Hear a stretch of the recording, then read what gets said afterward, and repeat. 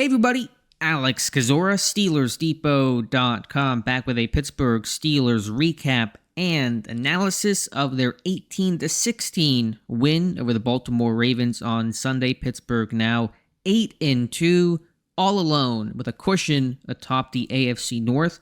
Let's talk about it. Before we start, if you guys could like this video, subscribe to the channel, and check out the site, SteelersDepot.com. Would really appreciate that. Let's start with the Pittsburgh Steelers defense because they are the reason why Pittsburgh won this game, subduing the Baltimore Ravens, who were number one in so many offensive categories, including points per game at over 30 and yards per game at 440, numbers that were really historical or right on up there. And Baltimore had been really rolling along. Lamar Jackson playing his best football. Baltimore had scored 30-plus in 6 of their last 7 games. They've scored 41 in exactly 3 games this season. No one really had an answer of how to slow Baltimore down until the Pittsburgh Steelers got their chance at him. And we know Lamar's track record against Pittsburgh is as poorer, I should say, than any other team in the NFL. And I'll have to check the tape and go through our charting and all those things.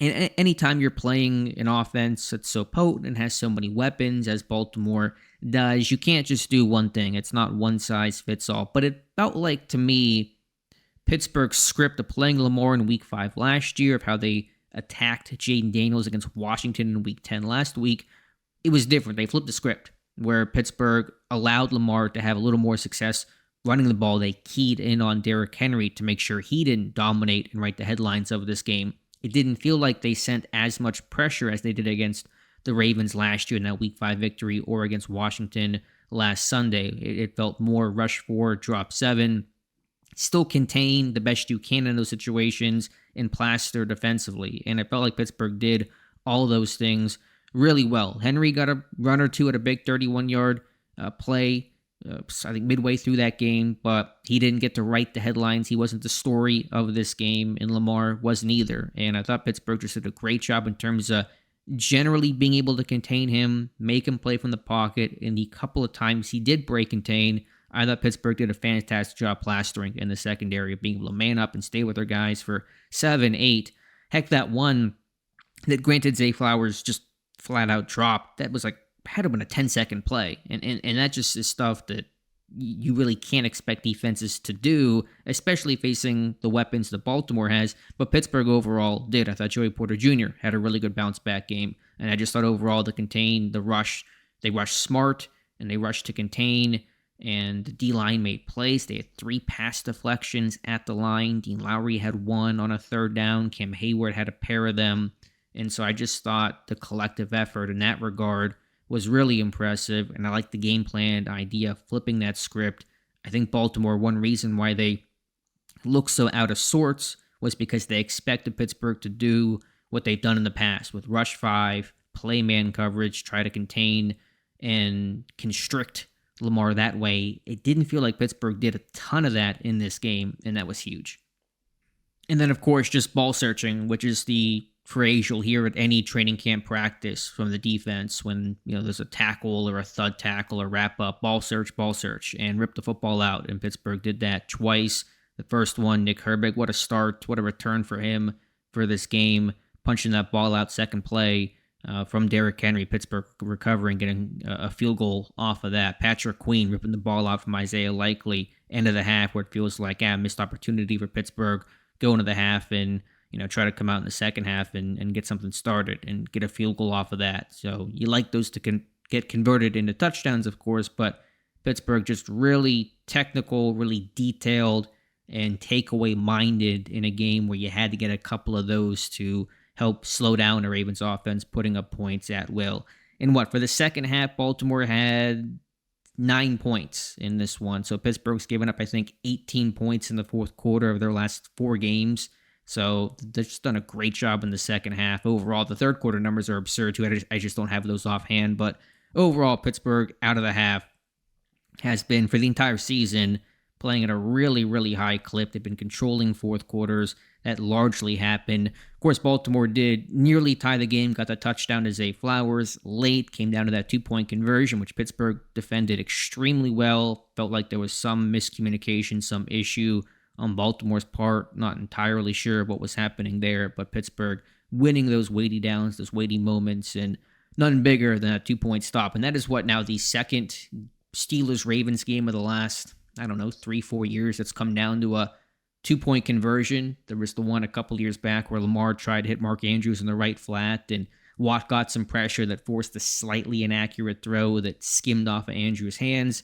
This one, Joey Porter Jr., again making plays, battling a knee bruise, was able to defend the edge. Lamar just bouquets the ball up into the air, it felt like, and it goes incomplete, and Pittsburgh able to close things out from there.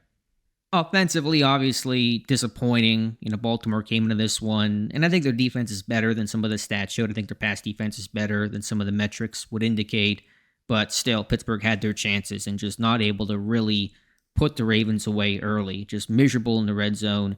But the positives here is that your run game had some success. I think later in the game, it had some success, and so that is a tough Ravens front. They were still number one in run defense coming into this game. All the talk was about the pass defense, best run defense in football. One reason why teams are throwing on them is because they just can't run the ball on Baltimore. So that Pittsburgh was gaining some traction there. I just like overall, obviously, and I should have led with this really, it was a classic Steelers-Ravens game. It felt like that 2007 to 2010, 2011 era of Steelers-Ravens. Of really, really physical, really intense, close, sloppy, slugfest, all that kind of stuff. Just true encapsulating how this rivalry works. And I thought the young guys on both sides of the ball, but I thought primarily offensively, were able to embrace that and bought into the message and understood without ever being in the moment until today what this game meant. Zach Frazier, Mason McCormick, guys like that. Broderick Jones, who's not brand new to Steelers Ravens, but not that he had a great game, but just some of the physicality, the emotion. I'm cool with that in games like this because you got to get up for these ones. You got to bring it. The other side will as well. So, man, I thought Frazier and Humphrey were going to go fight in an alley after the game. And those guys were just scanning it, going after it. And my money would be on Frazier, by the way, as I'm sure yours would be. So I just like to see that, those guys meeting the moment. It speaks a lot about who they are and how they can buy in and get themselves ready for something that was still a bit unknown to them. So I just like the demeanor of the group overall, the physicality, offense, defense, even special teams. Heck, even Boswell was trying to mix it up with somebody at one point. So I thought Pittsburgh just was able to not necessarily set the tone, because I think both sides set the tone, but match and elevate the tone throughout the game and maintain the tone as well. It's one thing to come out, junkyard dogs and throw that first punch, but both teams are going to take some hits in this game. Who's standing last? It was Pittsburgh. Of course, you got to mention special teams and Chris Boswell, 6 field goals. What more can you say about him? You don't want to have to keep seeing these performances, but you take it when you have to. And to beat Baltimore, I don't care how you beat the Ravens. I don't care if it's 2-0. I just want to beat the Ravens, and that's just important. And so I'm a little less critical of the how and just more concerned about the what and the outcome of this game. There's still things to work on for sure. Going back to the offense, Russell Wilson, not his best game. I didn't think Arthur Smith called a great game in terms of the pass concepts. Terrible on third down. I'm kind of veering back into the offense here and just cleaning up some of the points I wanted to make. 4-16 on third down, over 1 on fourth down.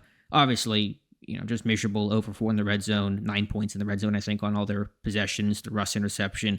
All that kind of stuff has to get worked on, obviously.